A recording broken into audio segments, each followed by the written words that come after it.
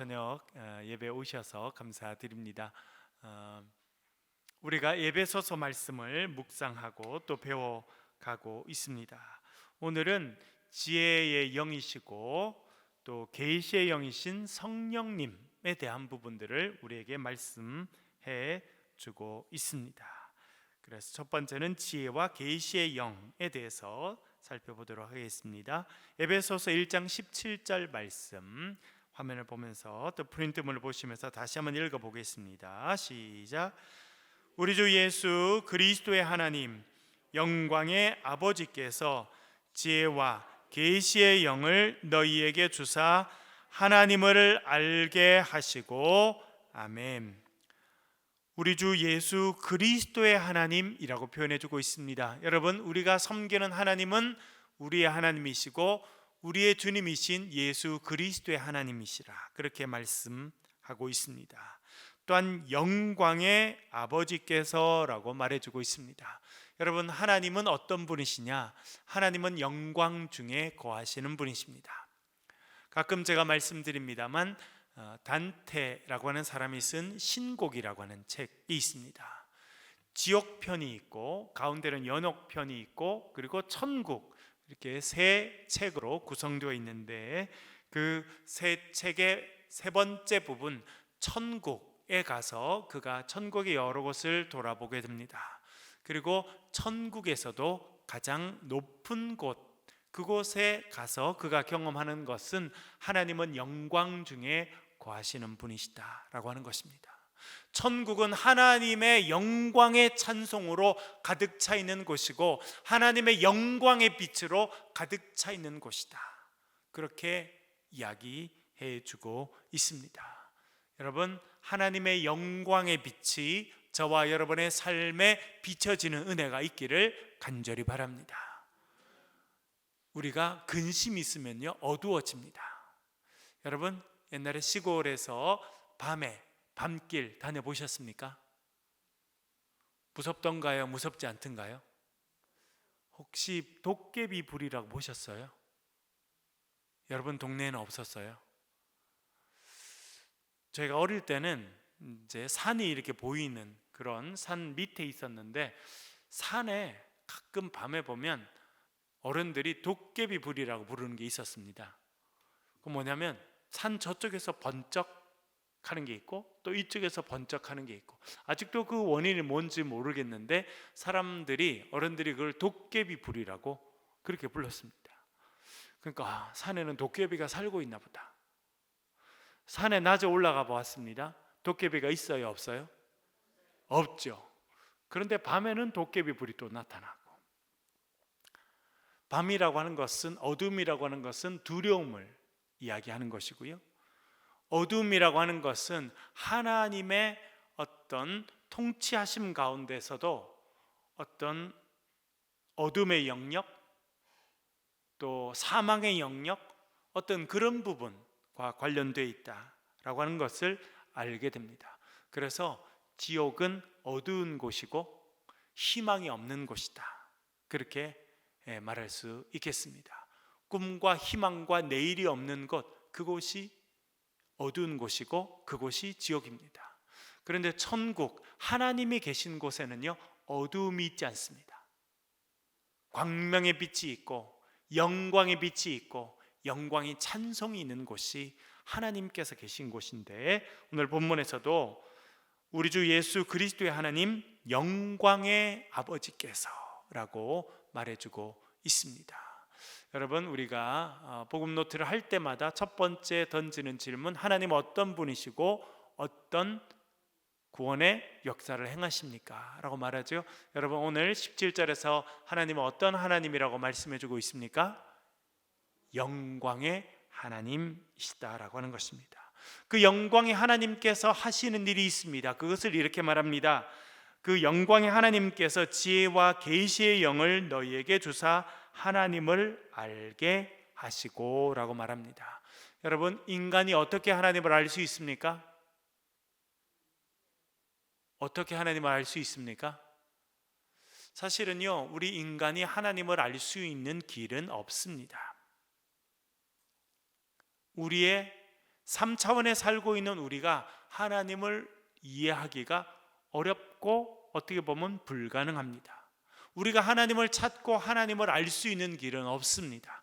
그것이 우리 기독교와 다른 무속신앙과 다른 부분이다, 그렇게 말할 수 있겠습니다. 여러분, 무속신앙은 어떻게 하는 것입니까? 구슬한다든지, 얼마 전에 저희 토요일 날인가요? 지난달쯤 됐는데 뭔가 땡땡땡땡땡땡 하는 소리가 들리는 거예요. 토요일 날 오후에 제가 서재에 앉아서 설교도 준비하고 그렇게 하고 있는데, 그래서 제 아내가 어디서 구슬하는 것 같다고 그러는 거예요. 아니 요즘 세상에 누가 구슬하나, 그렇게 하고 봤는데 또 땡땡땡땡땡 이렇게 하는 그 무슨 소리인지 아시죠 여러분? 예, 옛날에 굿할 때 그런 소리 들어보셨죠?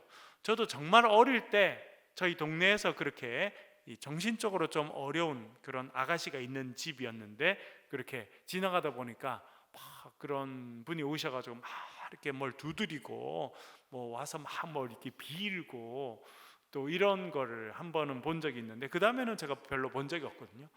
아니 그 뭐 제가 살던 동네 최근에 이제 깨끗이 다 신도시가 돼가지고 뭐 다 그런 데인데 그런 소리가 나길래 봤더니 아니나 다를까 소리가 탁 나는데 보니까 그게 또 그런 분들이 오셨더라고요. 일식집을 시작하는데 그 일식집 앞에서, 그때는 그러면 일본 신을 모셔야 되는 거예요, 일식집이 잘 되려고 그러면. 근데 참 귀신도 헷갈리겠다. 아니 일식집 잘 되게 해달라고 그렇게 하는데 그러면 뭐 일본 신을 부르든지, 그렇죠? 한국에 옛날에 우리 그 뭐 그런 조상들은 스시가 뭔지도 모르고 그랬던 사람인데 일식집 잘 되게 해달라고 구슬한다. 참 신기한 일이다, 제가 그렇게 생각했거든요. 근본적으로 뭐가 다르냐면, 여러분 무속신앙이라고 하는 것은요, 내가 필요해서 신을 불러내는 거예요. 내가 몸이 아프기 때문에, 우리 자녀가 몸이 아프기 때문에 이 무당이라고 하는 영매죠, 영매, 가운데 역할을 해주는 사람을 통해서 귀신을 부르는 겁니다. 귀신이 나타나서 해야 되는 일은 뭐예요? 내가 원하는 일을 해줘야 돼요. 우리 아이 몸이 아프니까 몸을 낫게 해줘야 되고, 우리 집에 뭔가 어두운 기운이 끼어 있으니까 그것을 쫓아내는 그런 역할을 해야 됩니다. 사람이 필요하면 그 신을, 영적인 존재를 불러내게 되고 그 영적인 존재는 와서 내가 원하는 것을 해줘야 되는 어떤 그런 것이 무속적인 신앙입니다. 그건 우리나라만 갖고 있는 게 아니라 전 세계 무속 신앙의 형태를 갖고 있는 종교는 다 그렇습니다. 그러니까 사람이 신을 찾는 거죠. 그리고 자기의 필요에 의해서 신을 불러내거나 신을 만남을 통해서 자기가 원하는 것을 이루어가는 것이 무속 신앙의 특징입니다. 그건 뭐 전 세계적으로 다 마찬가지입니다. 사실은 우리 기독교에서 우리 인간이 하나님을 알 수 있는 길은 없습니다.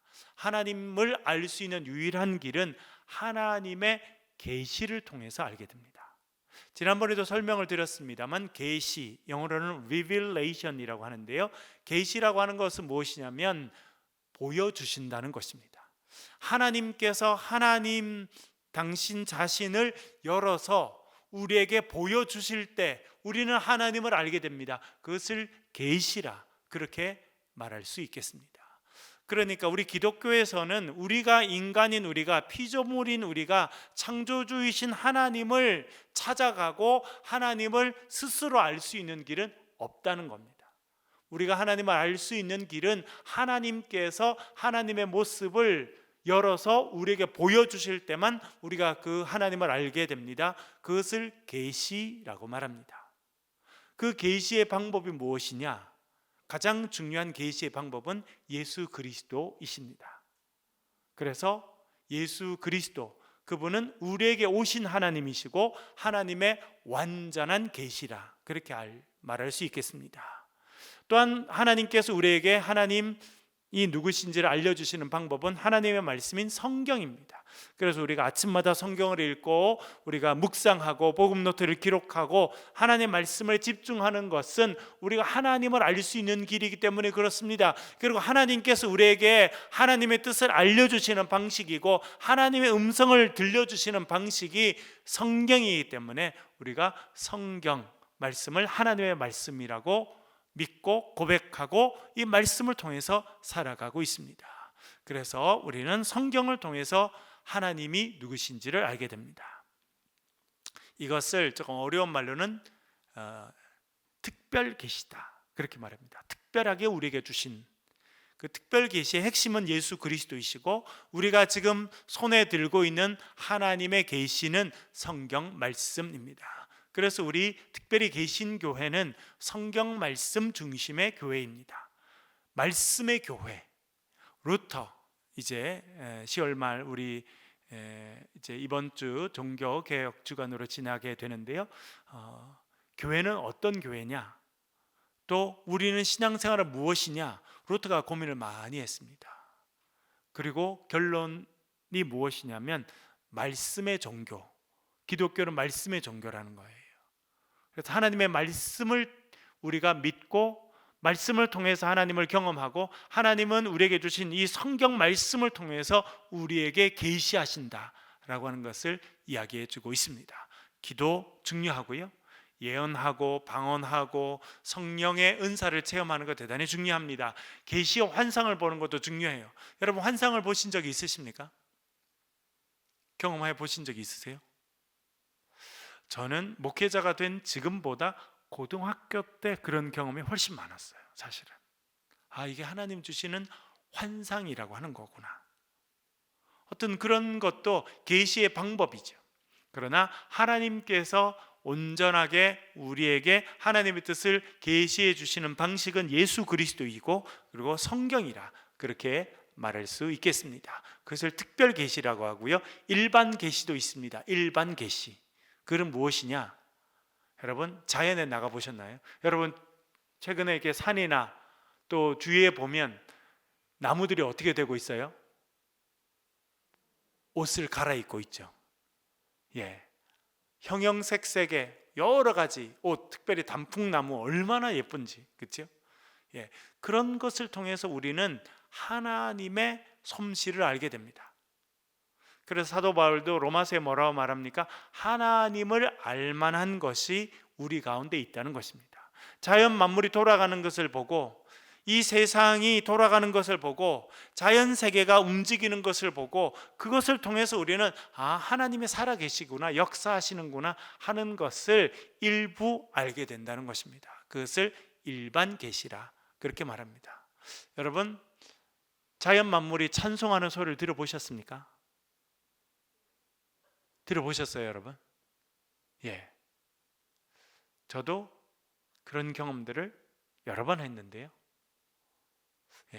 자연 가운데, 특별히 인간들이 많이 모여 있는 데서 그런 경험을 저는 한 적이 없습니다만, 자연 만물 가운데 밤에 제가 학교 다닐 때도 그 학교 뒤에 아차산에 올라가서 밤늦게 기도하면서 하나님 앞에 음성을 구했습니다. 하나님 저에게 말씀하시고 하나님 음성을 들려주십시오 라고 하는 중에 하나님께서 주위에 있는 풀들, 나무들 그리고 그 풀벌레들이 노래하는 소리를 듣게 하시고 그때 깨달았어요. 풀벌레들도 하나님을 찬양하는구나. 산에 있는 나무들도 하나님을 찬송하는구나. 그래서 호흡이 있는 자들마다 여호와를 찬양하라 라고 하는 그것이 호흡이 있는 인간뿐만 아니라 살아있는 모든 자연들이 하나님을 찬양한다고 하는 것을 경험한 사람이구나. 여러분 시편에도 그렇게 나오지 않습니까? 낮은 낮에게 밤은 밤에게 뭐 하는 거예요? 소리도 없고. 하나님의 소식을요 낮은 낮에게 밤은 밤에게 온 세상에 퍼뜨려주는데 소리가 없대요. 그러니까 그건 뭐냐면 우리가 들리는 소리가 아닌 것으로 하나님의 영광을 선포한다 라고 하는 것을 경험한 사람이 그 시인이 그렇게 표현한 것입니다. 여러분 하나님께서 우리에게 하나님 자신을 열어서 보여주시는 것이 계시인데요, 그럴 때만 우리가 하나님을 알게 됩니다. 그러니까 여러분, 같이 살고 있어도 이 땅에서 같이 밥 먹고 같이 아침을 매일 맞이하고 해도 어떤 사람은 하나님을 알게 되고 어떤 사람은 하나님을 계속 모릅니다. 왜냐하면 하나님께서 당신 자신을 열어주실 때만 하나님을 알게 되기 때문에 그렇습니다. 그런데요, 오늘 본문에 보니까 이렇게 말합니다. 영광의 아버지께서 지혜와 계시의 영을 너희에게 주사.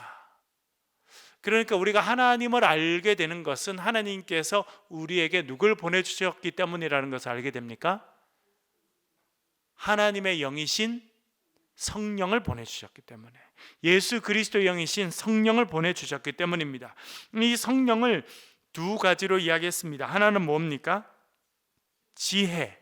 또 하나는 뭡니까? 계시. 그러니까 성령의 역할은요, 우리에게 지혜를 주는 겁니다. 지혜의 영이시고, 예수 그리스도는 진리의 영이시고 지혜의 영이십니다.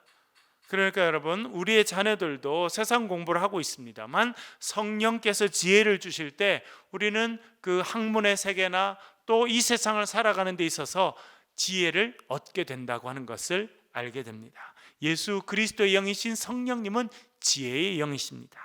또한 어떤 분이라 말합니까? 계시의 영이다. 그러니까 우리가 하나님을 알 수 있는 길은 하나님께서 하나님 자신을 열어서 우리에게 보여주실 때만 하나님을 알게 되는데, 하나님의 계시하시는 방식이 하나님의 영이신 성령님을 통해서 우리에게 알려주신다라고 하는 것을 이야기해 주고 있습니다. 이것은 에베소서에서 오늘 말하고 있지만 구약 성경, 요즘에 우리가 묵상하고 있는 이사야도 그 부분을 대단히 분명히 이야기하고 있습니다. 이사야 11장 2절 말씀 화면을 보면서 또 프린트를 보면서 같이 한번 읽겠습니다. 시작. 그의 위에 여호와의 영 곧 지혜와 총명의 영이요 지식과 여호와를 경외하는 영이 강림하시리니 아멘. 여호와의 영, 성령은요, 신약시대 때만 계셨던 것이 아니라 사실은 창세기 1장 1절 2절 하나님께서 천지를 창조하실 때부터 계셨습니다. 그렇게 나와 있던가요, 여러분? 태초에 하나님이 천지를 창조하시니라 라고 그렇게 1장 1절이 말하고, 그 다음에는요, 기품이 나오죠. 태초의 바다 위에 하나님의 영은 수면 위에 운행하셨다, 그렇게 표현이 나오지 않습니까? 1장 2절이죠. 그러니까 벌써 하나님께서 태초에 선지 만물을 창조하실 때 성령님도 함께 계셨다는 거예요. 예수님의 이야기는 안 나옵니다. 그런데 요한복음에 가면 말씀이신 예수 그리스도, 로고스이신 예수 그리스도, 그를 통해서 만물이 창조되었다라고 하는 것을 요한복음 1장이 말해주고 있습니다. 그래서 우리는 하나님께서, 삼위일체 하나님께서 천지를 창조하셨다라고 하는 것을 알게 됩니다. 그래서 성령은 창조의 영이시고 지혜의 영이시다, 그렇게 말할 수 있습니다. 그의 위에 여호와의 영, 이제 성령을 말씀하시죠. 그분이 어떤 분이시냐? 지혜와 총명의 영이요. 벌써 이사야 선지자도 그 옛날에 성령, 하나님의 영은 지혜의 영이시고 총명의 영이시다, 그렇게 말해주고 있습니다. 그래서 하나님의 영이 임한 사람은요, 지혜의 사람이 되는 겁니다. 총명, 영어로는 understanding이라고 말할 수 있는데요, 이해할 수 있는 능력을 얻게 된다는 겁니다. 세상의 이치를 이해할 수 있고 하나님께서 운행하시는 방식을 이해할 수 있고 깨달을 수 있는 그런 지혜, 그런 지식, 그것을 성령께서 주신다, 그렇게 말해주고 있습니다. 모략과 재능의 신이다, 그렇게 말해주고 있죠. 그리고 지식과 여호와를 경외하는 신이 강림하실 것이다. 우리가 세상을 살아갈 수 있는 지혜, 그리고 지식, 깨달을 수 있는 통찰력, 명철, 이런 모든 것들이 성령을 통해서 주시는 것이다, 그렇게 말해주고 있고요. 제일 뒤에 보면 여호와를 경외하는 영이라 그렇게 말해주고 있습니다. 그러니까 성령께서 역사하셔야지만 우리가 사실은 하나님을 알게 되고 하나님을 깨닫게 되고 하나님을 두려워하며 살게 된다, 그렇게 말씀해 주고 있습니다. 여러분, 저와 여러분이 하나님을 알게 되고 2000년 전에 그 골고다 언덕에서 돌아가신 예수 그리스도, 그분이 나의 구주라고 하는 것을 고백하게 된 것은 성령의 도우심인 줄로 믿습니다. 그래서 누구든지 성령이 아니시면 예수를 주라고 고백할 수 없다, 그렇게 사도 바울이 말씀하고 있지 않습니까? 그러니까 저와 여러분이 예수 그리스도를 구주라고 고백하고 살아가는 것은 벌써 성령께서 저와 여러분에게 은혜를 베풀어 주시고 역사하셨다고 하는 것을 여러분 알 수 있고 또 그렇게 인정하며 살아갈 수 있겠습니다. 오늘 또 에베소서에서 특별히 강조하는 것은 지혜의 영이다. 그러니까 여러분, 매일 무엇을 구하시면 좋겠습니까? 지혜의 영.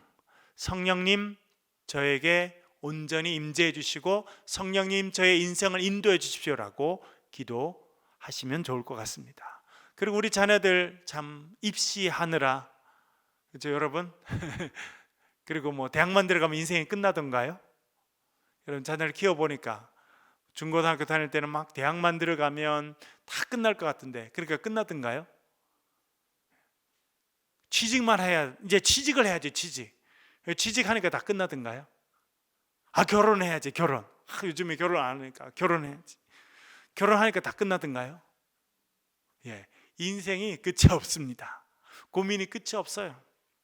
그리고 지혜는요, 학교 다닐 때만 필요한 것이 아니라 시간이 지나갈수록 더 필요합니다. 여러분, 그렇지 않아요? 여러분들이 어른이 되고 부모가 되면 여러분의 자녀들이 여러분에게 인생을 질문하거든요. 저도 얼마 전에 어떤 젊은 청년 한 명 잠깐 상담했어요. 아버지는 아주 유명한 목사님이세요. 저보고 뭐라냐면, 나도 자식이 키우는데 내가 이야기하면 아이가 잘 안 듣는다는 거예요. 여러분 집만 그런 게 아니라 모든 집이 그래요. 그래서 저보고 이야기를 해달라고.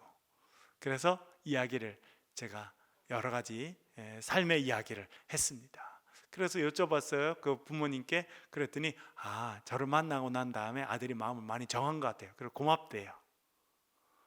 저희 아이들은 제 말을 아주 귀 기울여서 잘 들을까요, 안 들을까요? 제 앞에서는 잘 듣는 것 같아요. 그러나 또 딴 사람이 그 역할을 해줄 필요가 있지 않겠나, 이렇게 생각이 됩니다. 여러분, 자녀를 위해서 뭘 이야기합니까? 여러 가지로 이야기할 수 있는데요, 지혜의 영이 필요해요. 그래서 여러분, 자녀를 위해서 기도하실 때 성령님 역사해 주셔서 우리 자녀들이 하늘의 지혜를 얻게 하시고 하나님 지혜의 영이신 성령님의 인도를 받는 그런 자녀가 되게 도와주십시오라고 기도하실 수 있기를 간절히 바랍니다. 제가 지난번에도 한번 말씀드렸습니다만 숙명여자대학을 4번이나 총장을 지내신 이경숙 권사님이 계세요. 제가 개인적으로 그분을 알게 돼서, 또 제가 LA 있을 때는 교구를 맡았는데 보니까 어느 젊은 집사님인데 보니까 그분 또 따님이고 뭐 이렇게 여러 가지 인연으로 그분을 만나게 돼서 여러 번 이렇게 뵐 기회가 있었습니다. 그분은 정말 우리나라 그 대학 교육에 있어서 입지전적인 인물이시죠. 여성 총장으로 처음으로 된 다음에 연달아 4번 총장을 했습니다. 그리고 그분이 있으면서 그 대학이 교육 환경 면에서 2배 이상 성장하는 그런 일이 있었습니다. 남편은요, 고려대학교 부총장이었습니다. 그러니까 교육 부분에 있어서는 우리나라 최고라고 말할 수 있는 그런 부부죠. 그 아들도 제가 만나게 됐고, 그래서 같이 식사도 하고 여러 가지를 하게 됐는데, 한 번은 제가 총장님께 말씀드렸어요.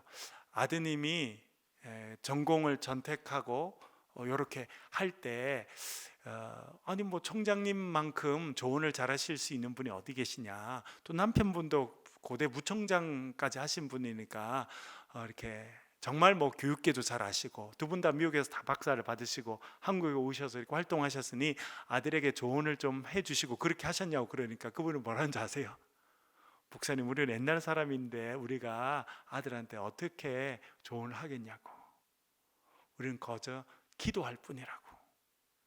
그래서 이 아들이 전공을 선택했어요. 박사 과정을 뭐 미국에서 말하는 막 손에 꼽히는 그런 유명한 대학에서 박사 학위를 하지 않았는데 나중에 에모리 대학이라고 미국 최고 명문 대학 중에 하나의 교수가 됐어요. 그래서 어떻게 그랬냐 그랬더니 자기들이 아무 이야기 안 하고 우리 기도할 뿐이니까 너도 기도하면서 하나님이 너에게 주신 지혜를 가지고 선택해라 그랬는데 그 총장님의 아들이 선택한 게 뭐냐면 AI를 선택했어요. AI를 들어보셨나요, 여러분? Artificial Intellectual. 그래서 뭐 요즘에 AI 이야기를 많이 하잖아요. 인공지능이라는 겁니다. 인공지능. 그런데 그 총장님의 아들이 인공지능으로 박사할 때는요, 전 세계 인공지능이 그렇게 뜨지 않았어요. 그런데 우리나라 알파고 나와서 이렇게 바둑 두고 하면서 뭐 그게 이제 우리나라도 엄청 영향을 미치지 않았습니까? 그래서 뭐 그때 어떤 엄마들이 교육부에 전화해서 알파고가 도대체 어느 있는 고등학교냐고 우리 아들 보고 내고 싶다고 뭐 그런 전화를 했다고 우스갯소리를 할 만큼 큰 영향이었거든요. 그래서 딱 그 시대가 된 거예요. 그래서 이 총장님 아들이 박사학위를 딱 받을 때 전 세계적으로 AI를 전공한 사람이 AI가 전 세계 히트를 치면서 그 전공한 사람들을 기업에서, 연구소에서, 대학에서 다 모시고 가려고. 제가 한번 여쭤봤더니요, 구글이라는 회사에서 연봉을 3억 줄 테니까 오라 그러더라고요. 놀라지도 않으시네요, 여러분. 옵션이 너무 많이 생겼다는 거예요. 그런데 본인 아빠 엄마 다 대학 교수니까 저는 대학 교수를 하겠습니다. 그러고 했는데 대학에서도 서로 오라고 그런대요. 서로. 그래서 미국의 최고 명문 대학 중에 하나인 에모리 대학의 교수로 가서 열심히 하고 있어요. 저는 그분한테 참 하나 배웠어요. 여러분 보세요. 한 대학 총장을 4번이나 하고 본인 남편도 소위 우리나라에서 가장 유명한 학교 중에 하나의 부총장을 하셨으면 얼마나 좋은 할 게 많으셨겠어요? 그런데 우리가 조언하는 거는 옛날 거라는 거예요. 그래서 우리는 그저 기도할 뿐이고 아들이 기도하는 중에 하나님께서 지혜를 주셔서 하나님 인도하심을 받고 살아가게 되면 그 인생이 열리게 되니까. 그래서 우리가 조언하지 않은 것이 오히려 잘된 일이다 이렇게 생각한다 그러시더라고요. 참 지혜로운 분이라 이렇게 생각이 듭니다. 여러분 자녀를 위해서 기도하실 때 뭐라고 기도하십니까? 야, 사자 들어간 직업 가져야지. 사자 들어가는 직업에 목사 전도사는 안 들어갑니다. 아시죠? 네. 우리도 사자 들어갑니다만 목사 안 들어가요. 네, 그 사람들 말하는 사자에는. 여러분, 여러분들이 지금 생각하는 그런 직업이 아이들이 20년 뒤에는요 없어진 직업 중에 하나가 될 가능성도 많습니다. 그렇지 않나요, 여러분? 그래서 정말 우리가 자녀들 위해서 기도할 때는 하나님, 우리 자녀들에게 지혜를 주십시오라고 기도하실 수 있기를 간절히 바랍니다.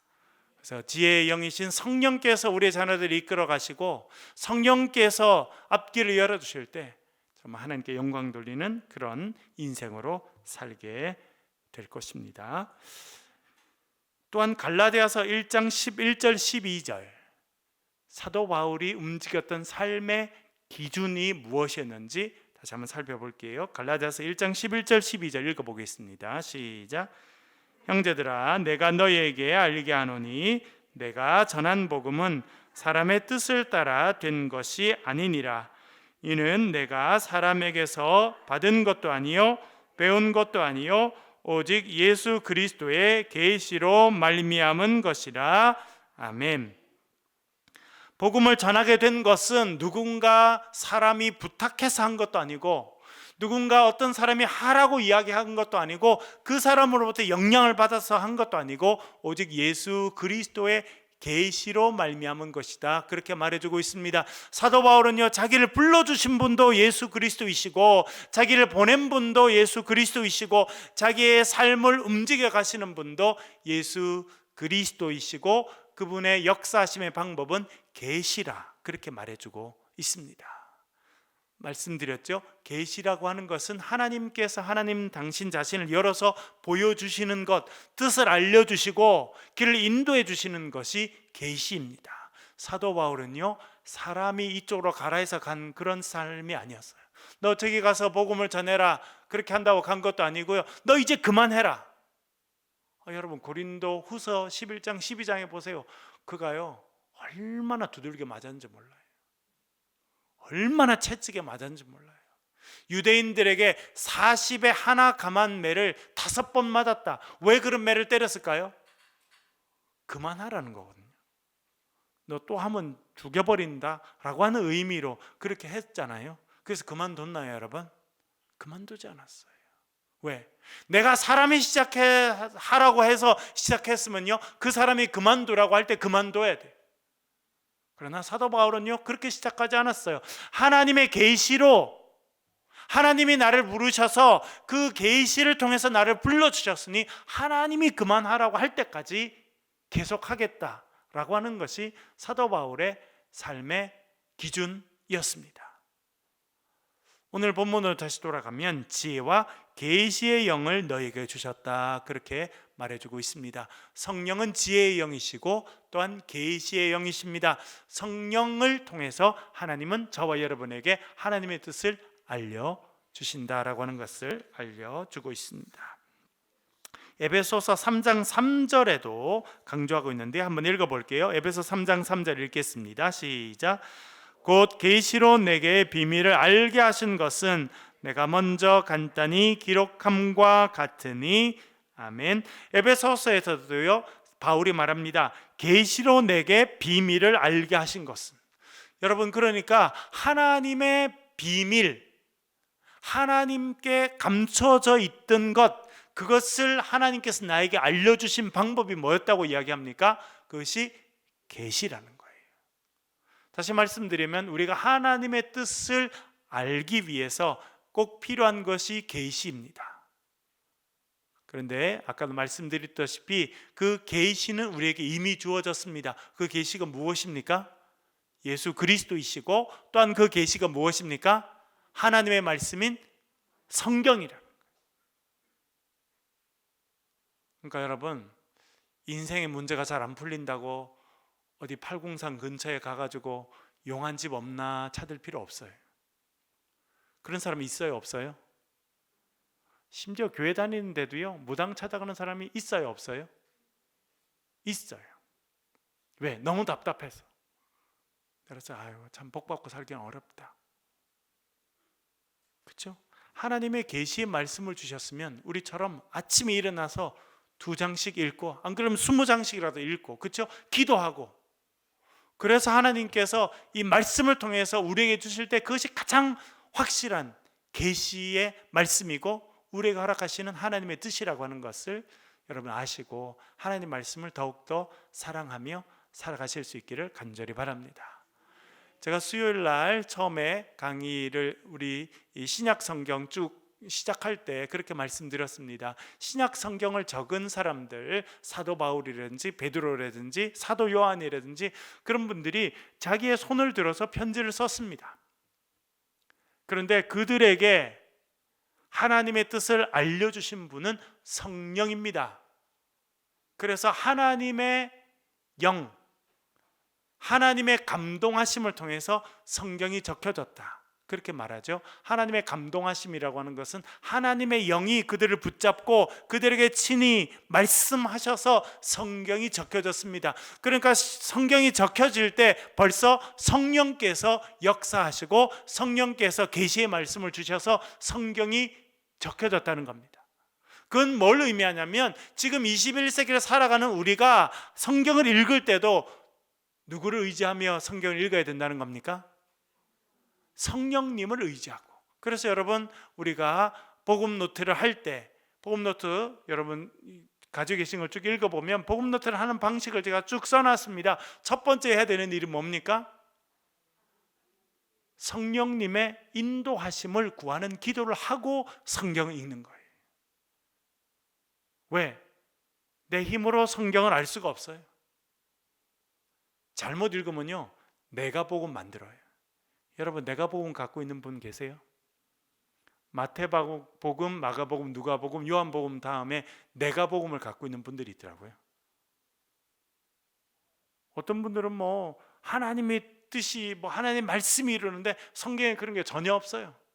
자기 생각을 모아놓고 그렇게 하시는 분도 있습니다.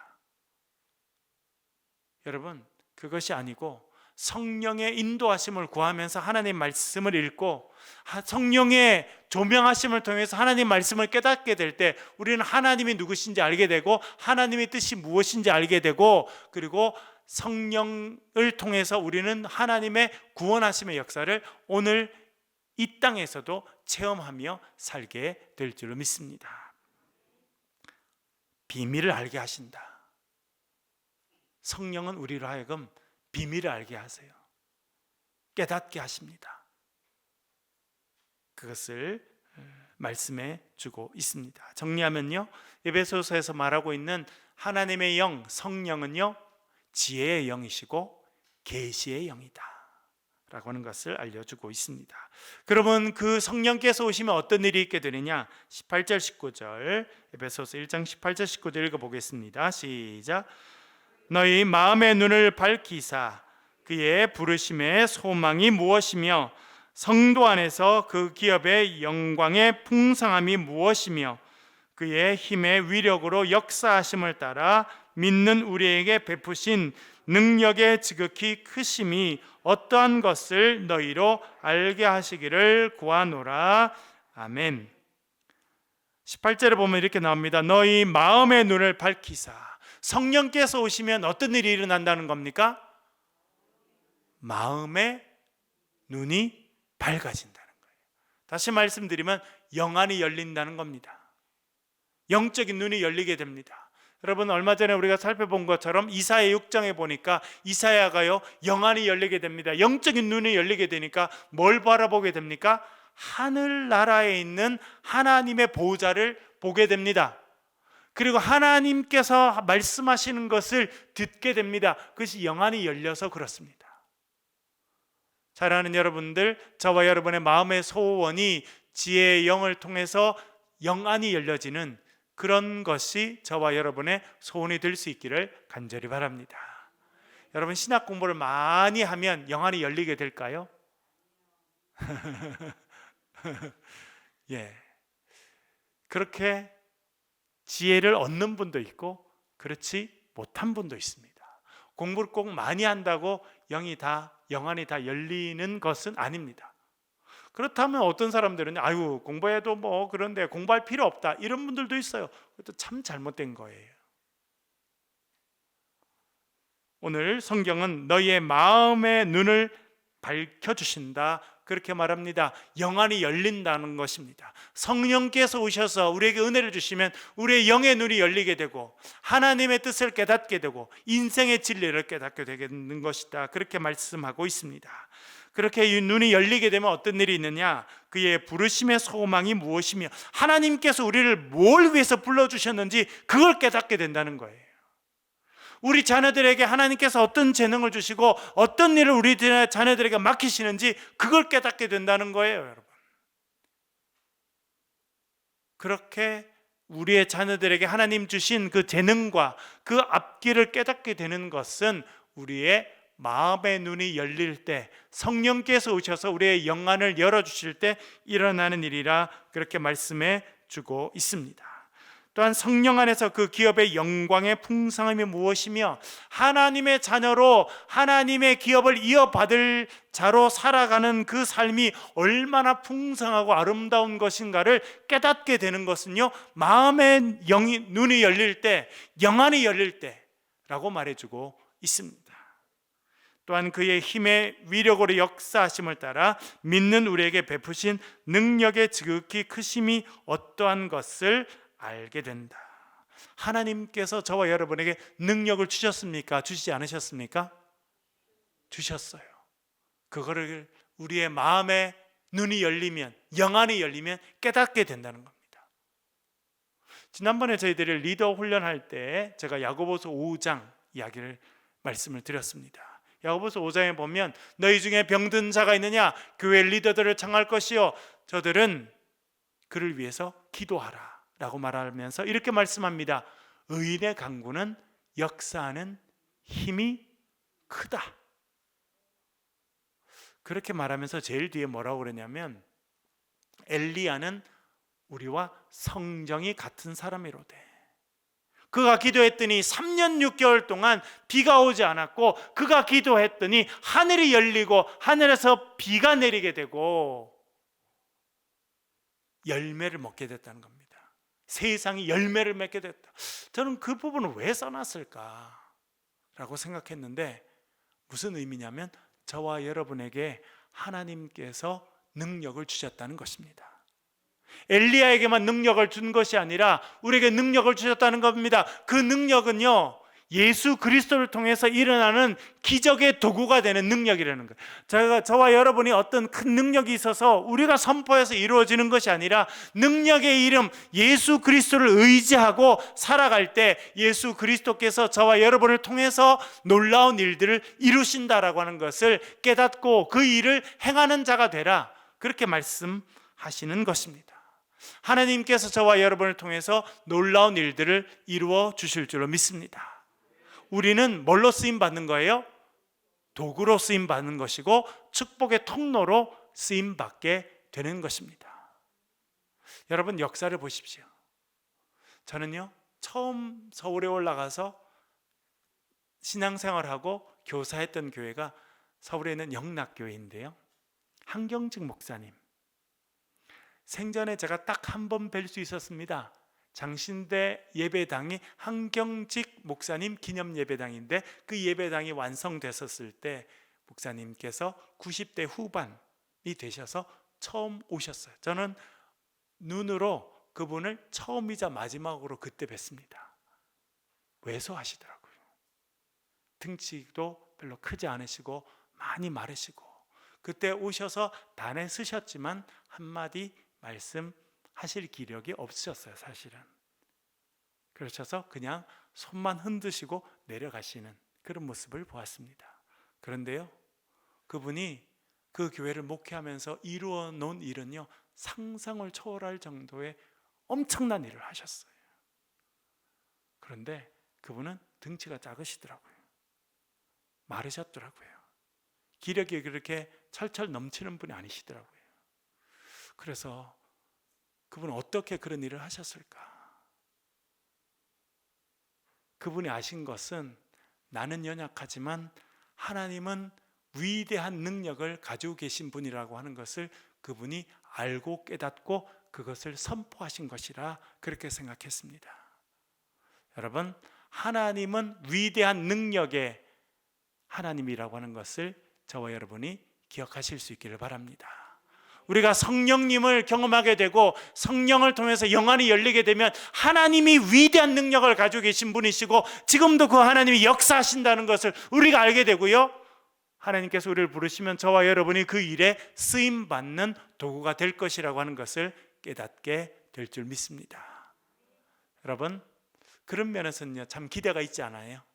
저와 여러분, 그리고 우리 교회가 지금 시작해서 이제 건강한 교회로 성장하고 있는데 하나님께서 저와 여러분과 우리 교회를 통해서 위대한 일들을 이루어 가실 것을 기대하며 살아갈 때 우리 마음에 기쁨과 은혜가 충만하게 될 것입니다. 성령을 사모하시고 성령을 통해서 영안이 열려지시는 저와 여러분 되실 수 있기를 주의 이름으로 간절히 축원합니다. 우리 한번 기도하겠습니다.